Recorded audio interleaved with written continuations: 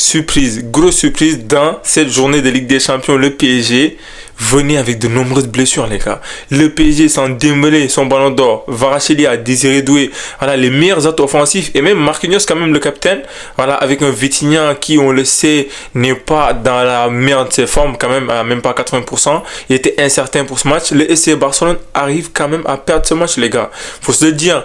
Pour moi, c'était une victoire assurée. Quand tu as le PSG en deuxième journée de Ligue des Champions, dans une situation pareille, à domicile, faut gagner. On ne peut pas nous parler d'absent côté catalan. Il y a Fermin qui ne joue pas, il y a Rafinha. Fermin, c'est pas un titulaire indiscutable. Rafinha, oui, c'est le meilleur buteur du FC Barcelone, mais quand même, aujourd'hui, il y a eu des lacunes. Au milieu de terrain, Dani Olmo, faut le dire, mais Dani Olmo, il ne mérite pas d'être titulaire indiscutable au FC Barcelone. D'ailleurs, il ne l'est même pas. Mais Dani Olmo, les gars, il y a trop de déchets. Alors que c'est un joueur propre techniquement, irrégulier en plein match pour un joueur de ce calibre, un joueur qui est appelé à jouer des demi-finales d'Euro, un joueur qui est appelé à jouer des demi-finales de Ligue des Champions. Tu ne sors une telle prestation. En face, tu as Vitinha qui ne fait pas le meilleur match de sa vie, mais qui quand même arrive au moins à gérer le tempo. Voilà, côté catalan, Jules Koundé 0. C'est sans doute le pire match de Jules Koundé depuis qu'il est au FC Barcelone. Jules Koundé, on l'a connu à des moments où, voilà, défensivement, il avait peut-être du mal dans sa vitesse, etc., dans les courses. Offensif, défensivement, il s'en sortait. Mais aujourd'hui, défensivement, il a été mangé.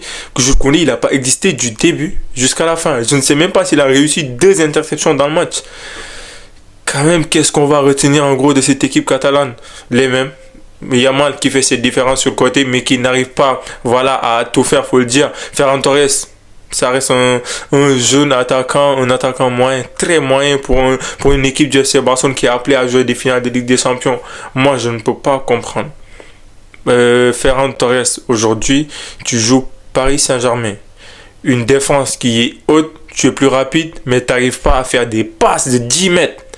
Des passes de 10 mètres pour quelqu'un qui fait partie des capitaines de la Roja, qui fait partie des capitaines de l'Espagne. Il ne fait pas capable de faire des passes aussi simples que soit-elles.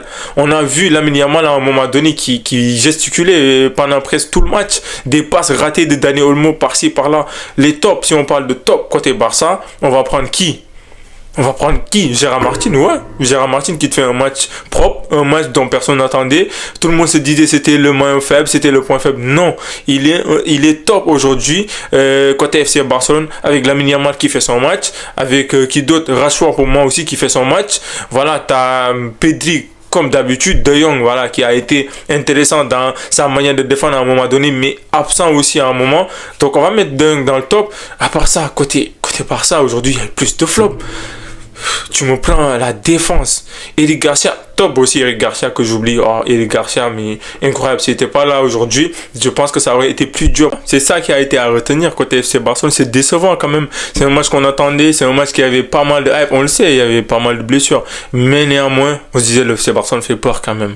Voilà. Moi, je le dis depuis quelques matchs, ce Barça-là, par rapport à l'année dernière, il y a quelque chose qui a changé. Je ne sais pas c'est quoi, mais peut-être c'est dans la vitesse du jeu, dans l'exécution de certains mouvements qui étaient plus simples l'année dernière. Voilà, maintenant c'est le début de saison, il y a des choses à rectifier. Le Paris Saint-Germain mérite totalement sa victoire. Le PSG a fait un très très bon match dans l'ensemble. Quand je dis dans l'ensemble, c'est quoi? C'est une équipe qui arrive avec pas mal de blessés, avec des incertitudes qui sont dans le terrain, mais qui arrive quand même à gérer le tempo, qui arrive à un moment donné gérer les temps faibles, à un moment donné accélérer. C'est ça qu'on reconnaît une équipe championne d'Europe, une équipe qui est sur le toit du monde actuellement. Côté Paris Saint-Germain, pour moi, tu prends les tops.